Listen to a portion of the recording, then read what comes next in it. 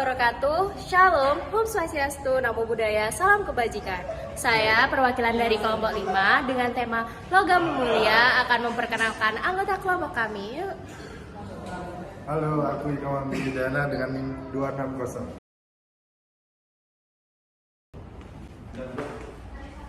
Halo, dengan saya Musa Prasetyo dengan NIM 266.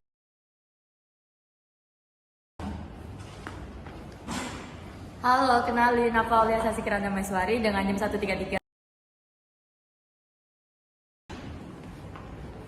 Halo, kenalin nama aku Bintala Sunda dengan NIM 262. Dan dengan saya sendiri, Maya Aura Nada Putri dengan NIM 267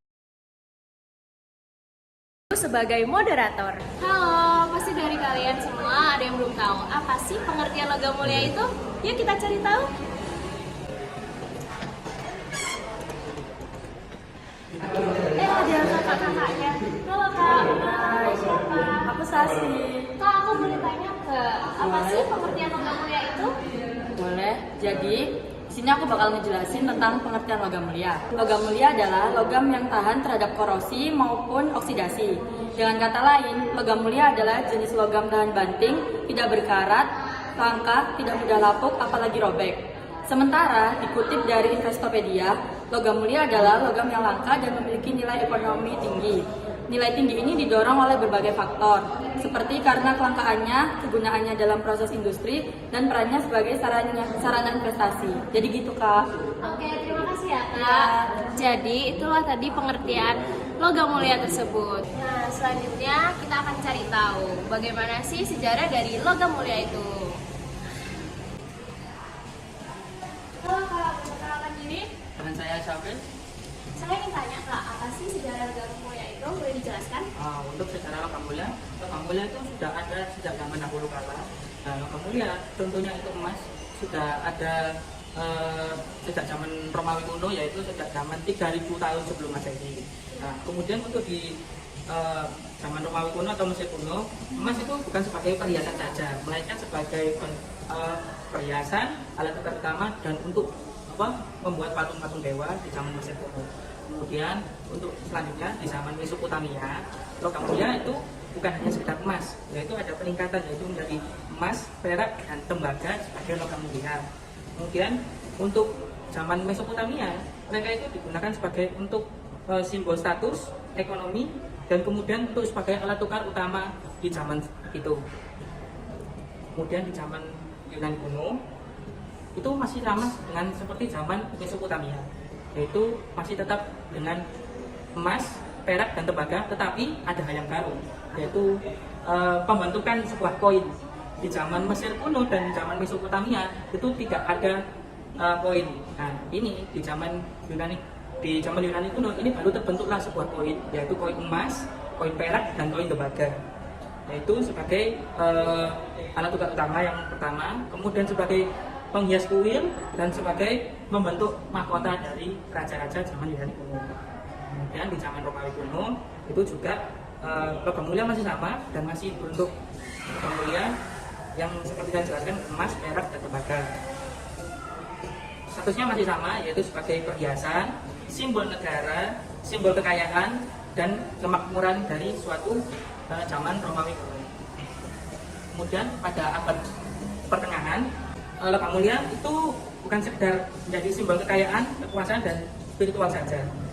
Contoh zaman abad pertengahan itu sebagai alat tukar, sebagai bahan baku, sebagai simbol status, bahkan sebagai nilai-nilai spiritual. Nah, contohnya dari nilai-nilai spiritual ini, logam mulia dijadikan sebagai dekorasi gereja-gereja dan patung-patung religius dan benda-benda liturgi. Kemudian di zaman era modern, era sekarang, logam mulia berevolusi nih, jadi lebih banyak lagi, yaitu sebagai alat tukar, kemudian sebagai investasi, dan sebagai benda-benda barang elektronik, kemudian sebagai untuk alat-alat medis dan manufaktur lainnya. Contohnya di zaman logam mulia ini semakin berkembang lagi, yaitu ada tambahan emas, perak, tembaga, palladium, dan platina. Sekian dari penjelasan saya selaku logam mulia tentang sejarahnya. Seperti itu. Apakah sudah jelas? Terima kasih ya atas penjelasan dari logam mulia tadi. Tadi sudah dijelaskan tentang pengertian dan sejarah logam mulia. Sekarang kita cari tahu yuk apa sih contoh-contoh dari logam mulia dan kelebihan kekurangan dari investasi logam mulia.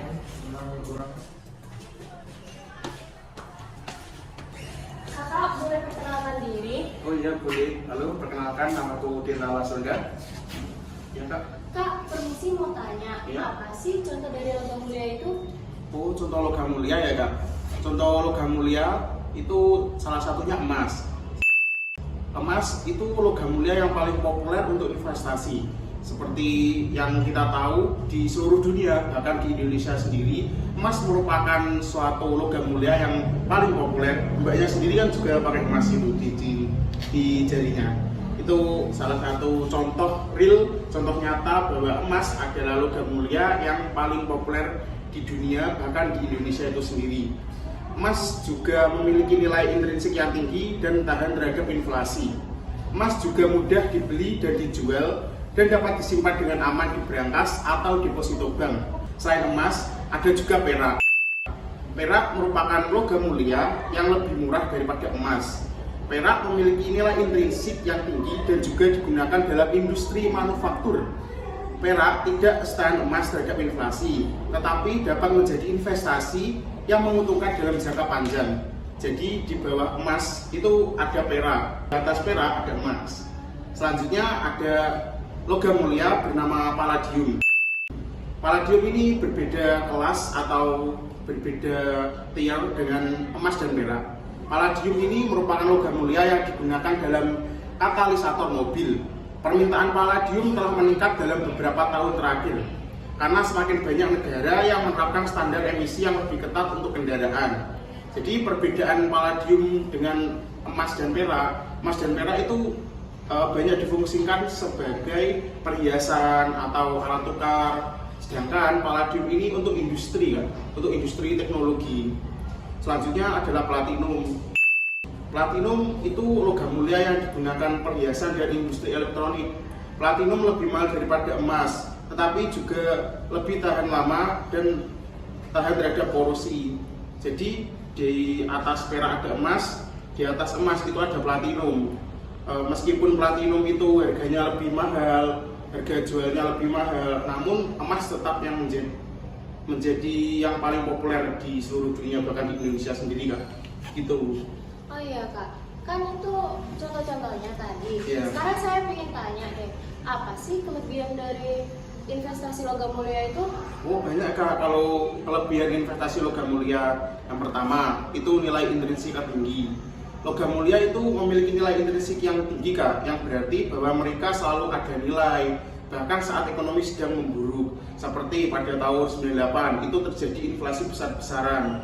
Namun emas itu tidak turun langsung jauh kak, jadi tetap mengikuti nilai mata uang. Selanjutnya itu tahan terhadap inflasi yang tadi saya sebutkan pada tahun 98 itu kan terjadi inflasi besar-besaran kak. Jadi logam mulia itu penyimpanan nilai yang baik karena mereka itu tahan terhadap inflasi. Ketika mata uang fiat turun, nilai logam mulia biasanya naik kak.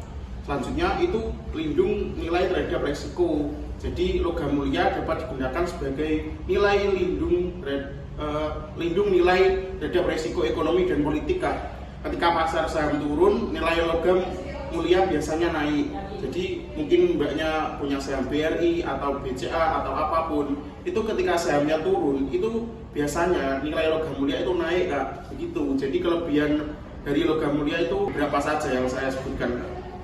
Biasanya kalau ada kelebihan kan pasti ada kekurangannya ya kak ya? Iya kak. Boleh disebutkan nggak sih apa kekurangan investasi dari logam mulia itu? Oh, jadi kekurangan investasi dari logam mulia biar dijelaskan Mas ini aja.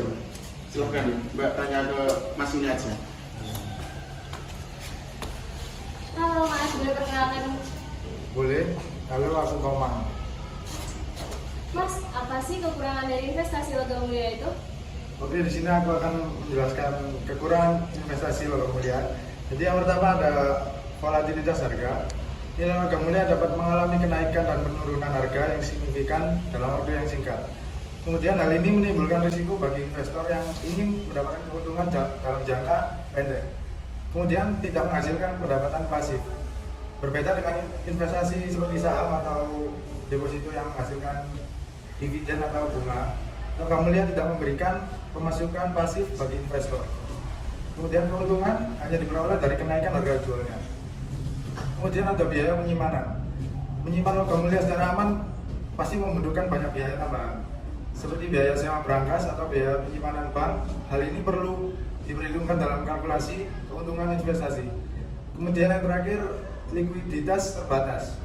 Dibandingkan dengan aset lain seperti saham atau obligasi, logam mulia memiliki likuiditas yang lebih rendah. Artinya lebih sulit untuk dikonversi menjadi uang tunai dengan cepat saat dibutuhkan. Mungkin itu saja dari saya. Jadi itu tadi adalah contoh-contoh dari logam mulia dan kelebihan kekurangan dari investasi logam mulia. Nah, jadi tadi kita udah belajar tentang pengertian logam mulia, sejarah logam mulia, contoh-contoh dari logam mulia, kelebihan kekurangan dari investasi logam mulia. Ada yang kurang nih tentang dasar hukum logam mulia, apa sih itu? Yuk. Hai Kak. Hai, kakaknya lagi nih. Mau nanya apa lagi? Kak, boleh nanya nggak? Apa sih dasar hukumnya logam mulia? Boleh. Jadi, dasar hukum investasi logam mulia di Indonesia itu diatur di beberapa peraturan. Yang pertama, Undang-Undang Nomor 10 Tahun 2011 tentang Perdagangan Berjangka Komoditi. Yang kedua, Peraturan Menteri Perdagangan Republik Indonesia Nomor 119 Tahun 2018 tentang kebijakan umum perdagangan pasar fisik emas digital di bursa berjangka. Jadi gitu, Kak. Jadi itu tadi adalah pengertian dari dasar hukum logam mulia. Di sini saya akan memberi kesimpulan.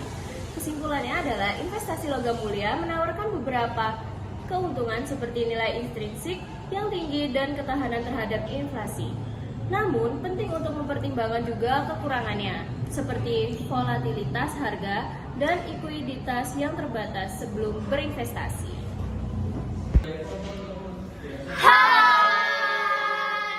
Jadi tadi adalah pemaparan materi dari kelompok 5 untuk tema logam mulia dan investasi logam mulia. Terima kasih buat kalian yang sudah menyimak penjelasan dari kelompok 5. Mohon maaf ya apabila banyak salah kata. Jangan lupa investasi untuk jangka panjang dan untuk masa depan. Hai.